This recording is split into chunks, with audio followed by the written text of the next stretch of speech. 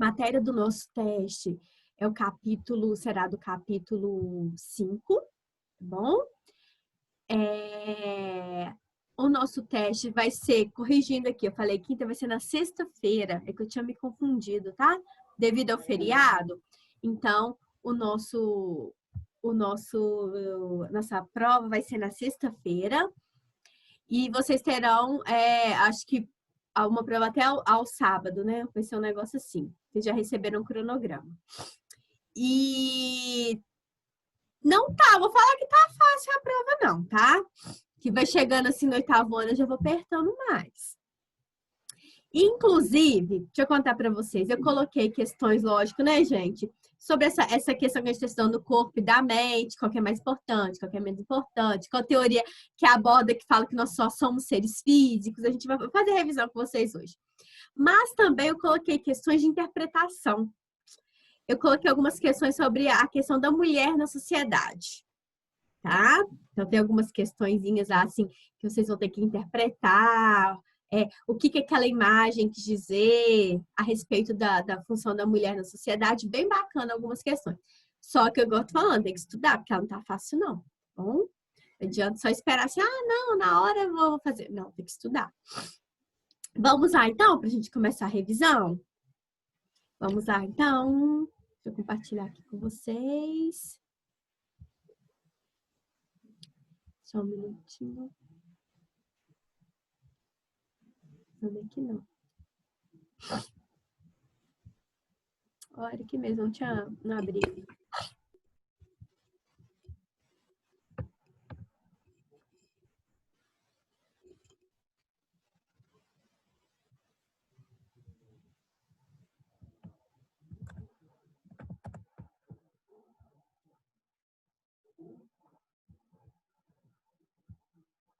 Todo mundo aí, gente, por favor, podem ir para a página 4, por favor?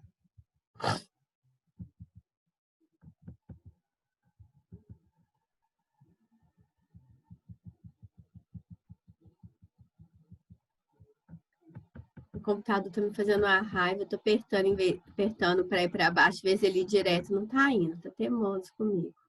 Gente, vamos lá então. Eu vou falar aqui com vocês, quero que vocês prestem bastante atenção. Inclusive, deixa eu dar uma dica para vocês. Quem quiser pegar, pegou, tá? A dica. Se eu fosse vocês, o que eu faria? Eu, como estudante, eu pegaria um caderninho e fazia assim, colocava, por exemplo, o dualismo. Aí eu colocava o dualismo defendido, por exemplo, por Platão, fala isso e isso. Entendeu? Aí fala assim, por exemplo, deixa eu ver outra teoria aqui. Deixa eu ver aqui. O monismo ou fisicalismo defende isso e isso. Faz isso que vai ficar mais fácil para vocês, tá? Faz isso, essa espécie de uns pontinhos que vai ficar bem tranquilo. E outra coisa, eu vou mandar hoje ainda para vocês a correção dos exercícios, tá? Mando sem falta hoje ainda, tá bom? Vamos lá, então. Dualismo, corpo e mente. Essa teoria, né, gente, do dualismo, fala o seguinte, que nós somos, né, gente, duas propriedades, que seria, no caso, o corpo e a mente. Então, aqui eu tô falando que nós somos duas coisas.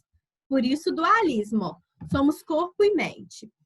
E a grande questão dessa filosofia aqui é que eles abordam que a mente ela é superior à matéria. Então, ou seja, a mente ela vai estar sempre em primeira instância, ela é mais importante que o corpo, tá? Aqui é destacado isso, tá? E essa ideia, a priori, né, ou seja, no início, ela surgiu com o Platão, tá? Platão falava, então, que a verdade, ela estaria, na verdade, na mente, ok? Então, ó, vamos aqui, ó. Há dualismos mais radicais, que seria esse aqui do Platão, que põe as dimensões material, o corpo e a imaterialmente em uma relação de dependência, geralmente colocando a alma em uma posição superior ao corpo. Então, essa ideia aqui fala que a mente ela é mais importante que o corpo. Não esqueçam disso.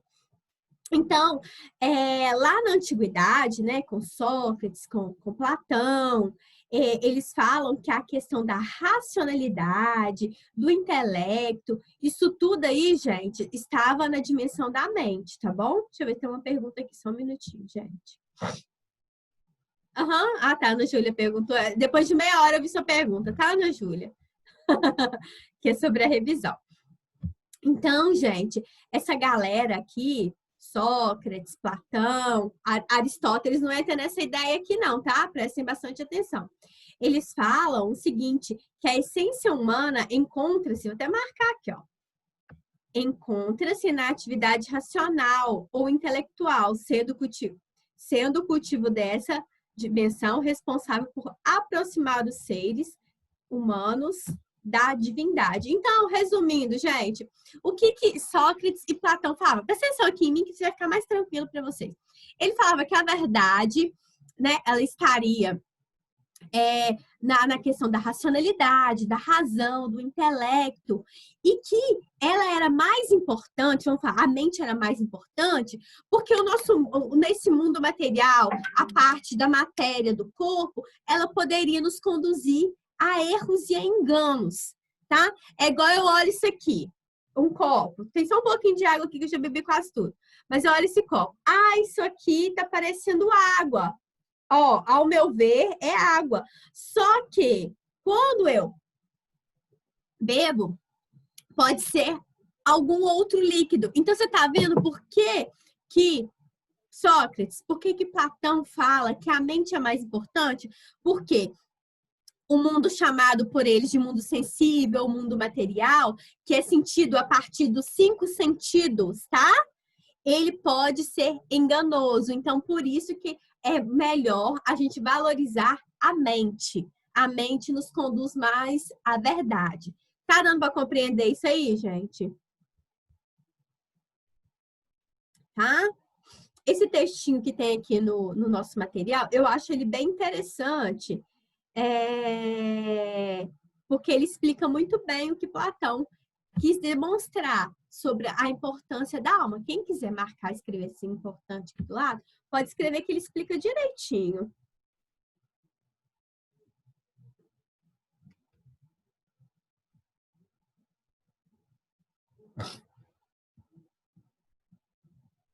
Você pode escrever importante aqui do lado, fazendo favor. Então, a gente vai estudar mais, gente, sobre essa questão do Platão aí, mais ano que vem. Quem lembra do mito da caverna? Vocês lembram, gente? A gente fez até uma encenação. Eu lembro um pouco. Lembra?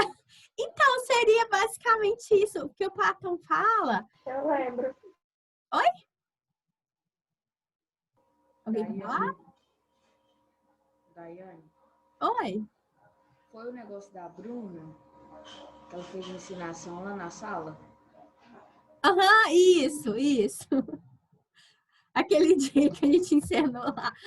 Foi isso mesmo. Por quê, gente? Porque, igual eu tô querendo dizer para vocês, que a mente é mais importante, segundo, né, a ideia dualista lá do Platão e do Sócrates, porque os nossos sentidos, eles nos conduzem ao engano mesmo. Então, por isso que ele defende a superioridade da mente, tá bom? Deixa eu ver aqui onde vocês podem marcar que vai falar aqui, ó. Quer ver? Só um minutinho. Tá aqui, ó. Aqui a gente pode até marcar aqui, ó, que isso aqui é importante, tá?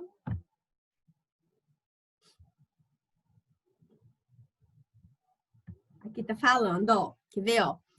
Como indício de tal defesa, dessa historinha que eu não vou ler com vocês agora, gente, que a gente tem mais coisa para discutir. Como indício de tal defesa, o filósofo grego aponta que as sensações percebidas pelo corpo, isto é, pelos 5 sentidos, nos enganariam muito frequentemente, de modo que elas não podem ser a base para o conhecimento. A alma, como lugar legítimo da racionalidade do homem é que deve buscar a verdade através do raciocínio e não do corpo. Aqui tá resumindo tudo, ó. Ah, o horário vai ser normal, tá, Mariana? Horário normal. Karine até mandou hoje cedo aqui para nós. Vocês tinham me perguntado aquele dia, eu não estava sabendo responder. É horário normal. Então, essa aí, se eu perguntar lá na prova, qual é a ideia defendida por Platão e por Sócrates? O dualismo, abordando o quê? Que a mente é mais importante que o corpo. Por quê? Porque o corpo, que é a parte material, ele é movido a partir dos sentidos e os sentidos podem nos conduzir ao erro. Fechou? É isso aí. Tá bom? Agora vamos lá para o outro dualismo. O dualismo moderno. Porque eu falei do dualismo lá do Platão, gente, o Platão é lá da antiguidade grega, né? Então agora nós vamos falar já de um cara que possuía ideias parecidas com Platão, só que ele é da modernidade. Ele fala também, gente, Platão falou de duas propriedades, eu falo René Descartes, tá? Ele fala de duas substâncias, que seria também, vou até marcar aqui, ó, a alma, que é a coisa pensante, e o corpo, que é a coisa extensa. Então, ele também, gente, ele considera, de certa forma, a alma mais importante do que o corpo. Aí aqui ele trata daquele textinho falando sobre a questão da cera, né? Que a cera a cera de, como é que fala, gente? Da abelha, deixa eu ver se era isso mesmo. Deixa eu ver, só um minutinho, gente. Não é esse não. Tá mais para baixo esse texto que eu vou falar aqui com vocês. Mas eu não vou ler tudo aqui não, tá? O texto da cera acho que tá mais para baixo. Mas ele fala aqui, ó, eu até escrevi importante aqui no meu material. Ele fala, gente, que a alma seria uma coisa inteira, tá? E no caso, né, a alma, o espírito, ele estaria unido ao corpo. Só que, olha que interessante, escreva importante aqui. Ele fala que a alma é mais importante também porque se você perder uma mão, perder um pé, perder um braço, você não vai, a sua alma não vai ser nada, será subtraído da sua alma. Tá entendendo? Agora, no seu corpo físico, se você perder algum membro, algo será subtraído, você vai perder, mas a sua alma não perde. Por isso que o Descartes, ele fala da importância da alma, tá bom? Ele fala muito da importância da alma. E continuando, tá dando para compreender, gente? Tá dando para compreender? Fala aí comigo.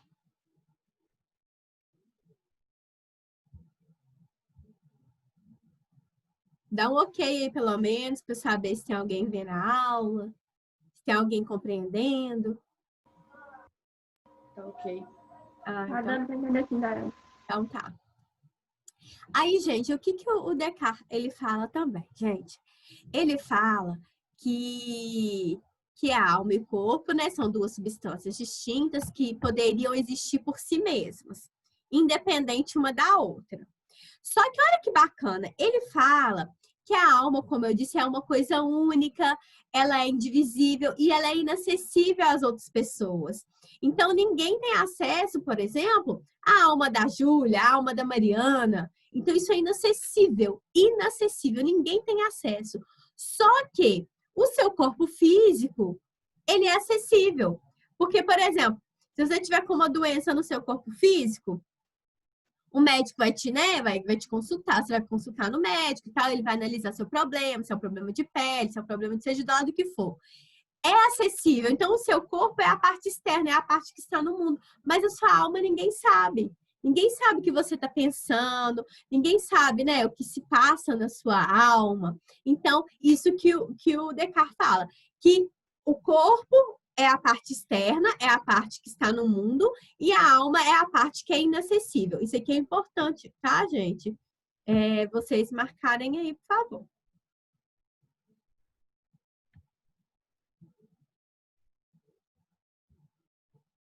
Escrevam importante aí, quem já tiver marcado, beleza. Só que o Descartes é um pouquinho diferente do Platão, por mais que ele faça, o corpo e a alma são duas coisas separadas, são duas coisas distintas, a alma é mais importante.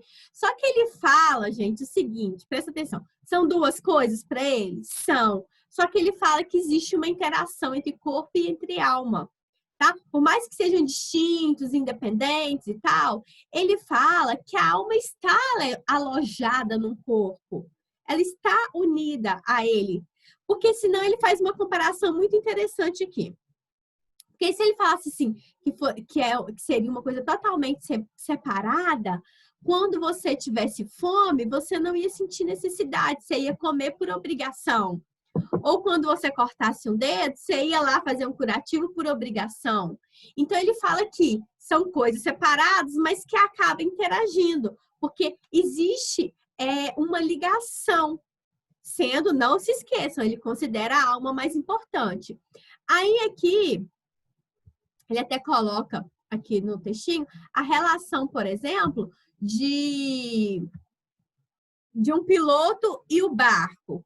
Ele fala que se não tivesse interação, seria como o piloto e o barco. Ou seja, o piloto seria a alma e o barco seria o corpo. Só que o piloto ele não sente dor quando um barco, por exemplo, quando ele sofre uma perfuração no fundo. Então, ele fala que por isso que, mesmo sendo coisas distintas, corpo e alma, elas possuem uma certa interação, porque a gente sente fome, tá? Eu não como por obrigação, eu sinto sede, então é porque existe ligação. Deu para entender? Deu, gente? Vamos lá para o próximo, então.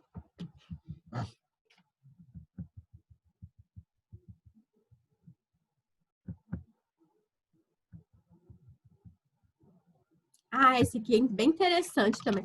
Esse aqui acredito que nem todo mundo vai concordar com esse aqui, né? Gente, estuda isso tudo aí, tá? Bonitinho, vai cair na prova.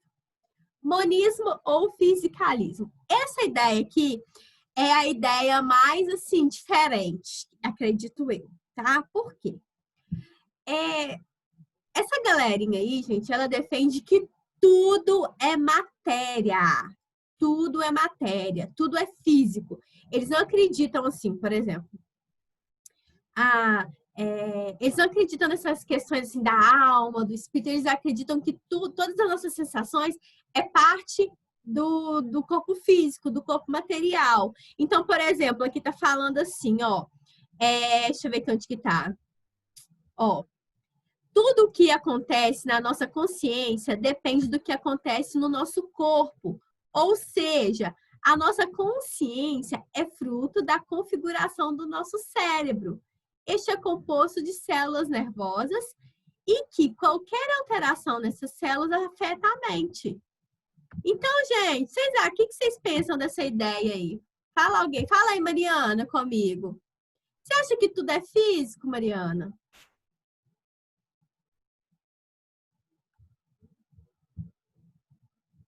Não.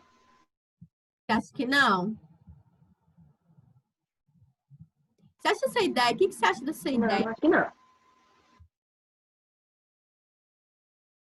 Mas alguém quer falar comigo, gente? Em parte ela está certa, né? A parte que... Pode falar.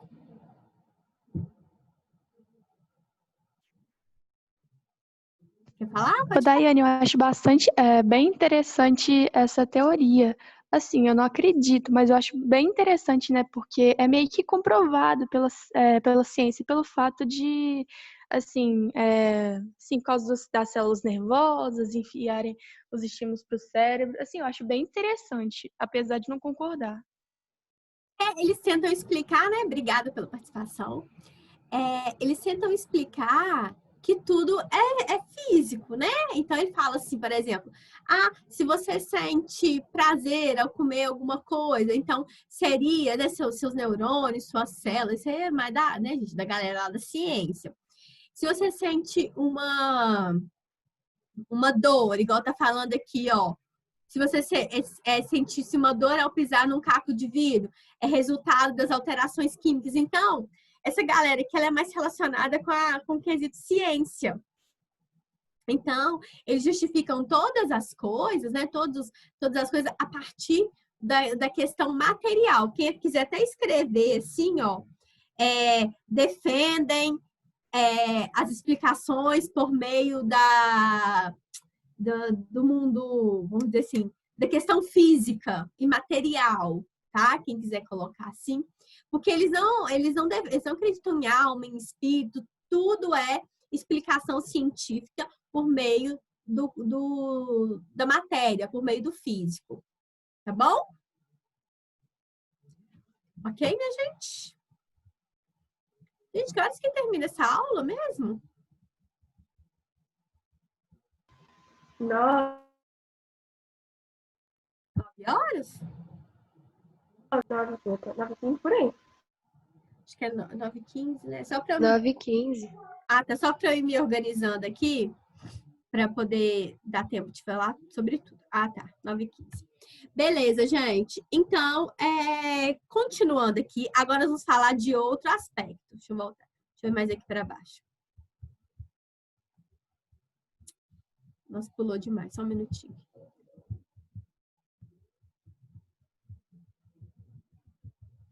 Lá para a página 9. Vamos lá. Corpo e mente, dualidade complementar. Escrevam aqui, gente, presta atenção. Pode até escrever aqui, ó, do ladinho, assim, ó, aspecto dual. Para vocês irem separando, senão vocês vão confundir. Dualismo com dualismo moderno, com fisicalismo e monismo. Então, escreve assim, aspecto dual. Essa ideia aqui foi defendida pelo filósofo americano Thomas Nagel, né? E ele vai falar aqui, gente, ele pensa um pouco diferente do que a gente estudou até então. Ele fala que...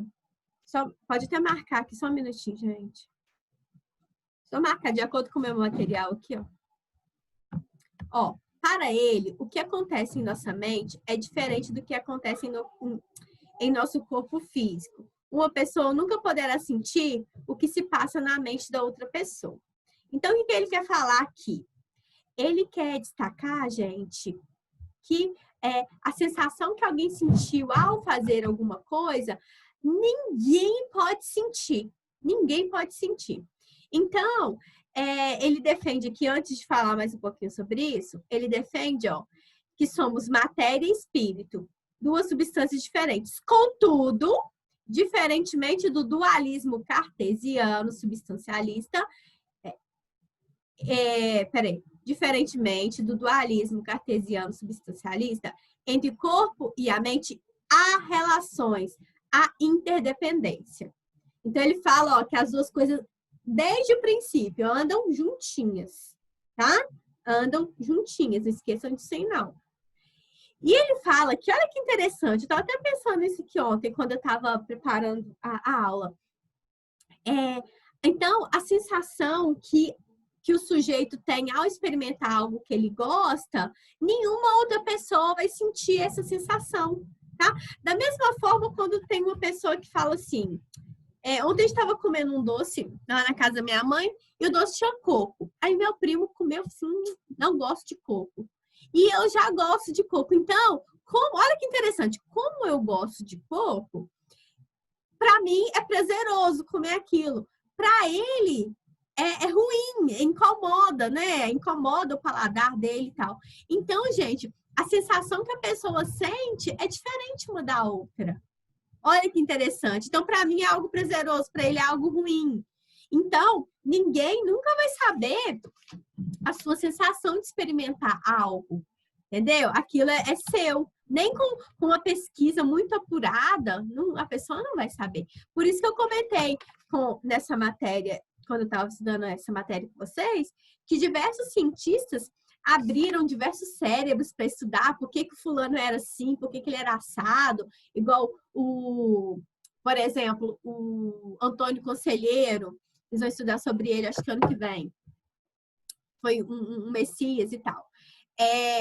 Eles abriram o cérebro do Antônio Conselheiro para estudar e tal, e não encontraram resposta, gente. Por que ele era daquele jeito, né?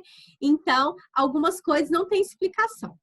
E na página 10 aqui, vem falar o seguinte, por mais que as nossas experiências mentais aconteçam no cérebro, que, né, seria a fonte dos nossos desejos, dos nossos sentimentos, a gente vai observar que as coisas elas não se reduzem só às coisas físicas. Então, nós vamos entender aqui que a experiência mental é sempre subjetiva. Ou seja, a experiência daquilo que o Mateus passou para ele foi de uma forma, para o irmão dele foi de outra. Então, é algo subjetivo. A experiência da mente é subjetiva, gente. Né? Então, é muito interessante quando você vai fazer alguma coisa para uma pessoa aquilo é maravilhoso, para outra nem tanto.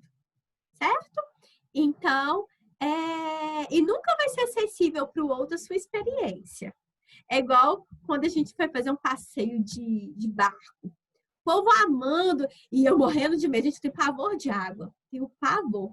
E eu segurava assim no barco e, nossa, ia suando frio. Por quê? Para os outros a experiência era maravilhosa, mas para mim não, porque eu tenho medo. Então é algo subjetivo. E essa frase aqui é muito bacana, que vem, a gente não teve tempo de discutir ela na outra aula, que fala assim, ó, existe uma conhecida expressão muito usada por quem ama a prática esportiva que diz: mente sã em corpo são. Gente, e essa é uma filosofia muito interessante, porque não tem como você... uma coisa está desvinculada da outra. Se sua mente está bem, o seu corpo físico também vai estar bem, tá? E se você tiver...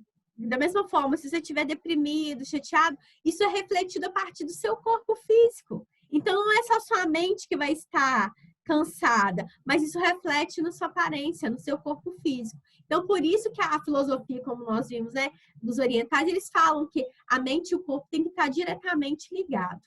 Nossa, a aula já está acabando, falta 10 minutos. Vamos agilizar aqui, então. Vamos lá agora para a página aqui. Página 11. O corpo e suas linguagens.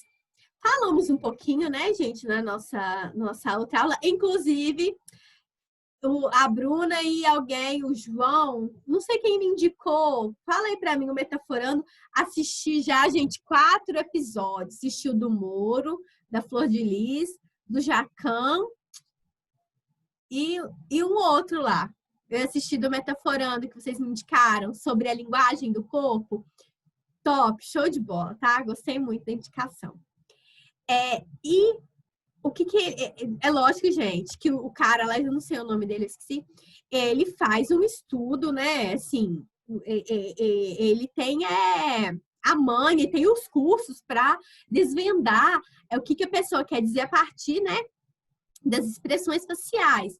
Mas a gente também, nós que somos leigos, a gente consegue perceber alguma coisinha, né? Vamos falar a verdade.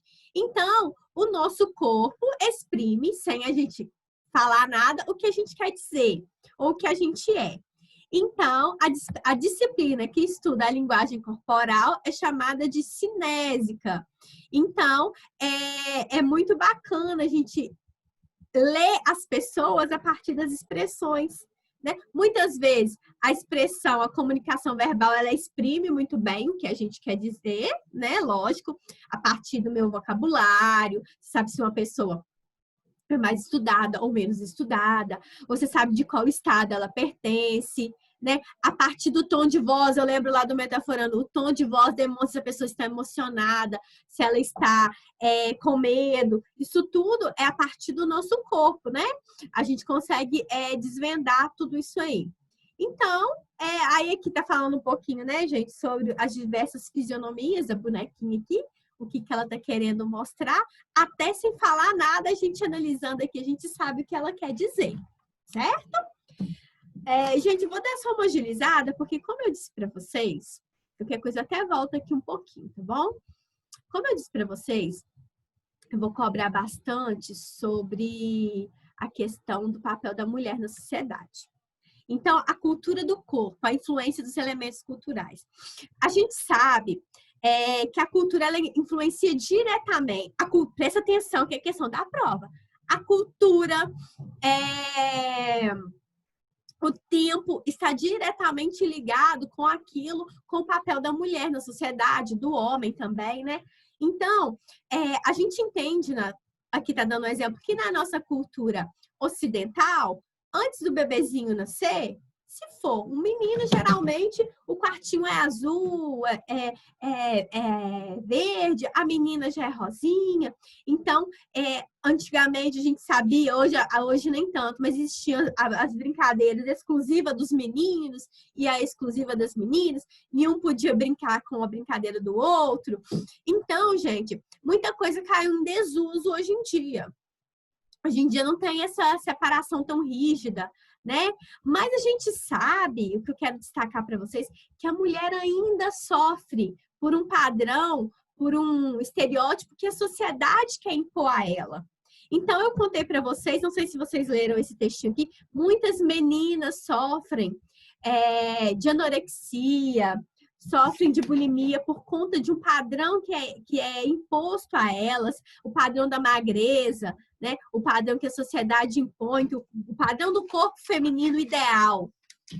E aqui, quero que vocês estudem bastante, tá, gente? Quem quiser escrever aqui, ó, estudar bastante, importante, sobre o corpo feminino, que aqui vem falando que as propagandas publicitárias geralmente não, gente, elas querem a mulher bonita, magra, do cabelo liso, branca. Quando vai colocar uma gordinha em algum filme, em alguma novela, geralmente para representar um papel cômico, engraçado, de comédia, geralmente. E os produtos estão, assim, na verdade, eles colocam a mulher feliz fazendo a faxina de casa, né? Tem que colocar a mulher feliz, colocar a mulher triste, como é que eles vão vender? Então, eles criam toda uma mística, toda uma coisa que não existe, né? E as mulheres acabam, gente, sendo obrigadas a se encaixar naquele papel, e muitas mulheres que não conseguem se encaixar naquele estereótipo, elas acabam entrando em depressão, acabam se sentindo excluídas pela sociedade, né? Porque existe um padrão ideal para que ela se encaixe. E isso faz com que muitas meninas, adolescentes, então, sofram muito com isso, né? E a gente tem que tentar derrubar tudo isso aí, porque a gente tem que ser feliz do jeito que a gente gosta de ser, não do jeito que uma mídia impõe, que alguém impõe a nós. Então, esse parágrafo aqui é bem interessante, ó. Aqui, ó. Leia para nós, Matheus, fazendo favor, esse último parágrafo aqui. Portanto, portanto, o corpo é levado a agir, a pensar e a ser conforme o que é imposto, como referência de beleza pela publicidade, que destrói as diferenças individuais, em busca de uniformização, em conformismo ao modelo de beleza ocidental. Esse corpo vira um objeto dócil, cópia de um modelo publicitário, uma imagem que é fruto de uma sociedade que tem sua raiz em uma cultura em transformação. Não devemos nos esquecer de que a publicidade trabalha com uma ideia de beleza mercantil, aquela que existe em função de um produto. Nessa perspectiva, o corpo é usado como meio para que o produto apareça. O objeto almejado é o produto, que é como se fosse o senhor que comanda, e o corpo, o escravo, o subordinado. E a publicidade tem se tornado a expressão mais refinada de cultivo dessa sociedade consumista, na qual determinada forma corporal vira objeto. Obrigada, tá? Então, gente, tem gente fazendo loucura. Não, isso é sério, gente. Tem gente fazendo loucura para atingir o padrão ideal que a sociedade impõe. Então, eu comentei com vocês, a gente vê, assim, né, na televisão e tal, às vezes alguém já foi em algum desfile chique, que eu nunca fui, as mulheres esqueléticas, os homens esqueléticos, né? Por quê? Porque é objeto que tem que realçar, né? E tem que estar assim, e todo o objeto da propaganda, a mulher tá bonita, né? A mulher, ela tem que estar diretamente ligada àquele produto. Então, a gente vê propaganda de cerveja, a mulher sempre lá, de biquíni, né? Na praia, ou naquela, né? Aquela mulher toda bonita, sensual. Então, é isso que acontece. Eles procuram a mulher para fazer a propaganda daquilo e ela tem que estar sempre perfeita e no padrão que a sociedade impõe. E para agilizar aqui, no 5.2, vou falar rapidinho que está acabando a aula. Aqui já vem falar, gente, da concepção ocidental e oriental do corpo. Esse aqui, vou explicar para vocês de forma bem tranquila, que não é difícil. Eles falam o quê? Porque na visão ocidental, a gente coloca sempre a mente como mais importante que o corpo. Já os orientais, né, eles falam que o corpo e a mente, para andar num equilíbrio, eles têm a mesma importância, vamos dizer assim. Então, por isso que os tratamentos utilizados, né, na cultura oriental, eles têm sido muito inseridos aqui na nossa, né, na nossa cultura ocidental. Igual eu falei com vocês, acupuntura, Tai Chi Chuan, yoga, essas práticas orientais, elas têm sido utilizadas. Repetindo, os orientais, eles consideram que nós somos ignorantes, em muitas vezes, por achar que a mente é mais importante que o corpo. Porque eles defendem que o corpo e a mente são coisas que devem andar unidas e têm as mesmas...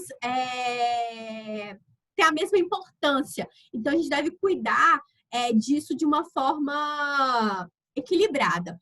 E eles falam muito da alimentação. Eles falam o seguinte: se eu não quero nada, se eu quero que o meu corpo esteja bem, para que eu vou entupir o meu corpo de coisas ruins, de alimentos ruins? Tá? Então, os orientais eles são muito preocupados também com a alimentação e também em não acabar, denegrir o corpo, prejudicar o corpo, na verdade, né? Com nada tóxico.